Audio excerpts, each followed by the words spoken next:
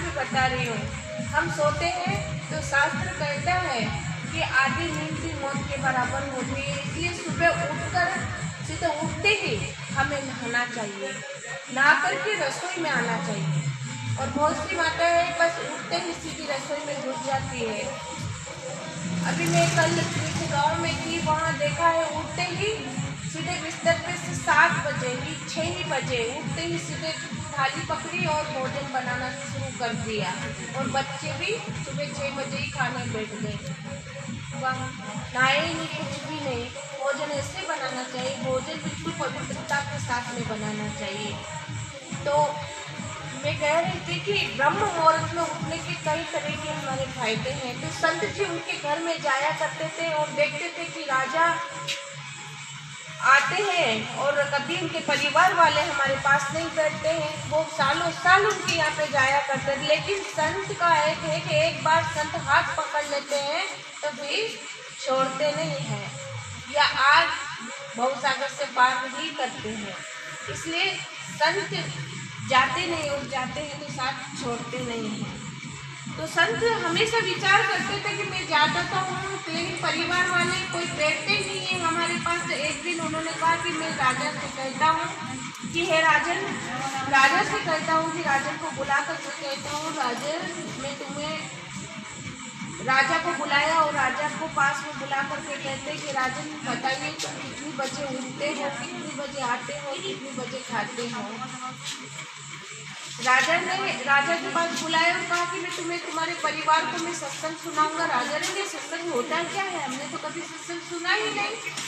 और संत भी आते थे, भोजन करते थे, सोते थे वहाँ पर, और थोड़े दिन जितने दिन मन रहते उतने दिन रहते और चले जाते थे। कभी परिवार वालों से नहीं कहा कि सत्संग सुनिए, क्योंकि संत भी देखते हैं कि परिवार वालों के अंदर जिज्ञासा है कि नहीं सुनने की। जो जिज्ञासा भी तो होनी चाहिए, प्यास भी तो होनी चाहिए। अगर बोलते जा रहे और प्यास नहीं है सुनने की तो वो तो व्यर्थ मानी जाएगी ना।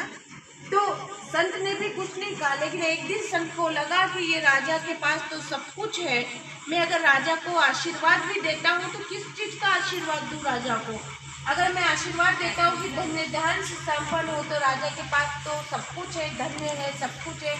अगर मैं कहता हूँ कि नौकर चाकर, तो इसके पास तो नौकर चाकर भी है, दासी दासी सब है इसके पास, तो मैं किस चीज़ का इसको आशीर्वाद दूँ। किसी चीज़ की कमी नहीं है, लेकिन इसके जीवन में सत्संग नहीं है, इसको सत्संग सुनाया जाए। संत ने राजा से कहा, राजा अगर तुम मेरी बात को मानते हो तो तुम्हारे परिवार को मैं सत्संग सुनाना चाहता हूँ। उन्होंने कहा, राजा सत्संग होता क्या है कि तुम्हारे परिवार से कहना कि मेरे पास बैठे मैं सत्संग सुनाना चाहता हूँ। अगर तुम मेरी बात को मानते हो तो तुम ब्रह्म मुहूर्त में उठना, और ब्रह्म मुहूर्त में उठ करके तुम स्नान करके आना, अगर गंगा के किनारे जा करके।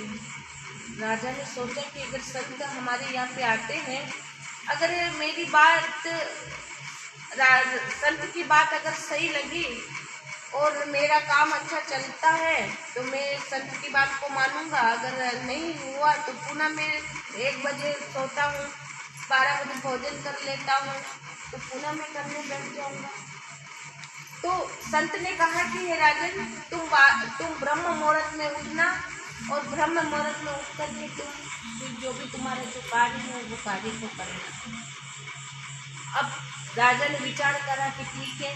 अब ब्रह्म मुहूर्त हुआ, ब्रह्म मुहूर्त में राजा ने अपना एक तौलिया को रखा और ब्रह्म मुहूर्त में गंगा के किनारे चले गए। राजा ब्रह्म मुहूर्त में गंगा के किनारे चले गए, संत तो जाते ही थे ब्रह्म मुहूर्त में। अब एक किनारे पे राजा स्नान कर रहा है, नहा रहा है, और एक किनारे पे संत नहा रहे हैं। तो संत जी नहा रहे थे और राजा भी नहा रहे थे ब्रह्म मुहूर्त में। तो एक बुगला टापू बनाए हुआ था, एक बुगला वहाँ पर बैठा हुआ था, एक टांग उसने ऊंची कर रखी थी और एक मुंह को नीचे करता ऊंची करता। संत ने देखा और तुरंत एक दोहा बनाया, क्योंकि संत तो विवेकवान होते हैं। उन्होंने एक दोहा बनाया, तुरंत दोहा बनाया और कहा है कि घिस घिसावे घिस घिस डारे पानी, और जय कारण तुम घिसत हो वो कारण हम जानी।